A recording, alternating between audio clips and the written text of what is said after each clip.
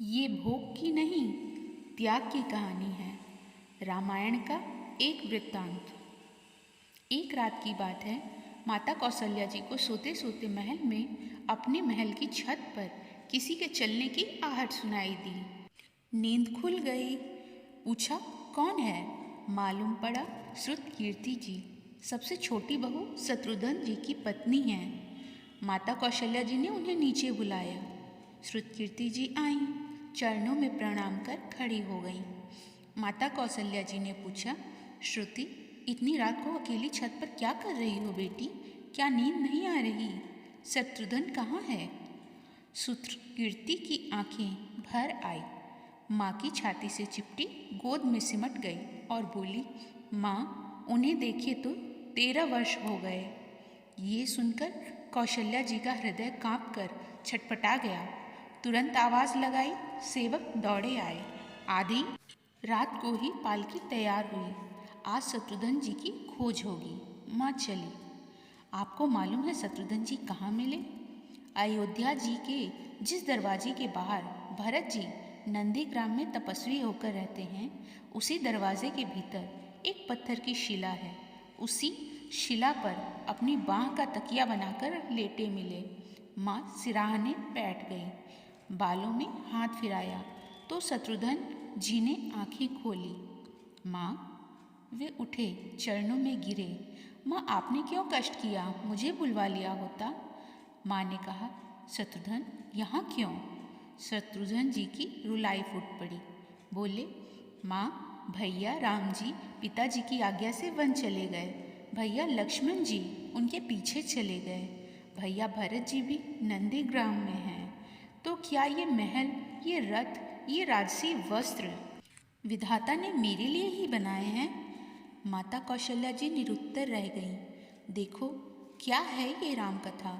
ये भोग की नहीं, त्याग की कथा है। यहाँ त्याग की ही प्रतियोगिता चल रही है और सभी प्रथम हैं, कोई पीछे नहीं रहा। चारों भाइयों का प्रेम और त्याग एक दूसरे के प्रति अद्भुत, अभिनव और अलौकिक है। रामायण जीवन जीने की सबसे उत्तम शिक्षा देती है। भगवान राम को 14 वर्ष का वनवास हुआ तो उनकी पत्नी सीता मैया ने भी सहर्ष वनवास स्वीकार कर लिया। परंतु बचपन से ही बड़े भाई की सेवा में रहने वाले लक्ष्मण जी कैसे राम जी से दूर हो जाते?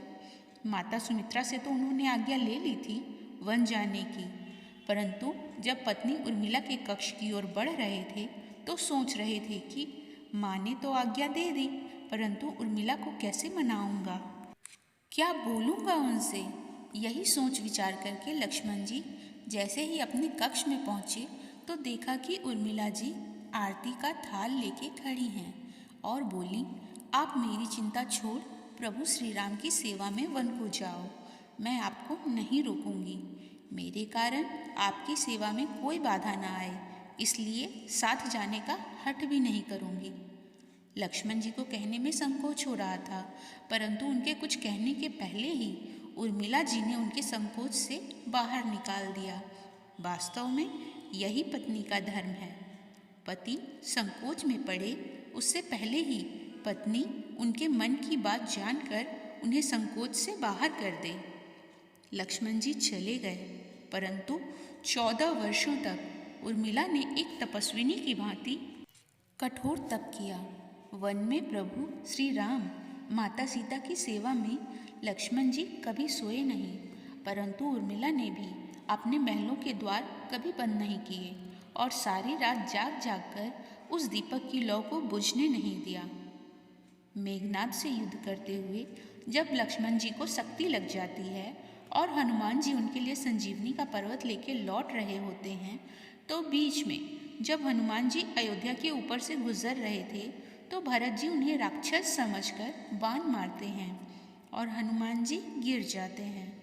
तब हनुमान जी सारा वृत्तांत सुनाते हैं कि सीता जी को रावण हर ले गया, लक्ष्मण जी युद्ध में मूर्छित हो गए हैं।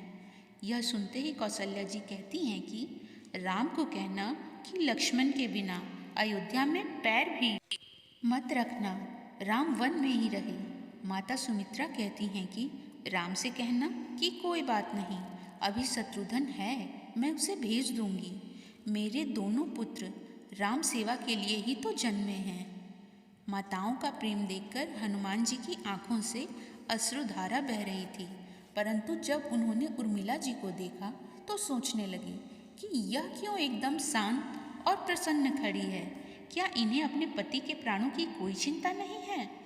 हनुमान जी पूछते हैं, देवी, आपकी प्रसन्नता का कारण क्या है? आपके पति के प्राण संकट में हैं। सूर्य उदित होते ही सूर्य कुल का दीपक बुझ जाएगा। उर्मिला जी का उत्तर सुनकर तीनों लोकों में कोई भी प्राणी उनकी वंदना किए बिना नहीं रह पाएगा। उर्मिला बोली, मेरा दीपक संकट में नहीं है, वो बुझ ही नहीं सकता। रही सूर्योदय की बात, तो आप चाहें तो कुछ दिन अयोध्या में विश्राम कर लीजिए, क्योंकि आपके वहाँ पहुँचे बिना सूर्य उदित हो ही नहीं सकता। आपने कहा कि प्रभु श्री राम मेरे पति को अपनी गोद में लेकर बैठे हैं। जो योगेश्वर प्रभु श्री राम की गोदी में लेटा हो, काल उसे छू भी नहीं सकता। यह तो वो दोनों लीला कर रहे हैं। मेरे पति जब से बन गए हैं तब से सोए नहीं हैं। उन्होंने न सोने का प्रण लिया था, इसलिए वे थोड़ी देर बस विश्राम कर रहे हैं। और जब भगवान की गोद मिल गई तो विश्राम थोड़ा ज़्यादा हो गया, वे उठ जाएंगे। और शक्ति मेरे पति को लगी ही नहीं। शक्ति तो प्रभु श्री राम जी को लगी है। मेरे पति के हर श्वास में राम है, हर धड़कन में राम, उनके रोम रोम में राम है, उनके खून की बूंद बूंद में राम है। और जब उनके शरीर और आत्मा में ही सिर्फ राम है, तो शक्ति राम जी को ही लगी, दर्द राम जी को ही हो रहा है। इसलिए हनुमान जी, आप निश्चिंत होकर जाएं, सूर्योदय नहीं होगा। जय श्री राम। दोस्तों, कहानी अच्छी लगी हो तो वीडियो को लाइक करें और कमेंट में अपनी राय देना ना भूलें। धन्यवाद।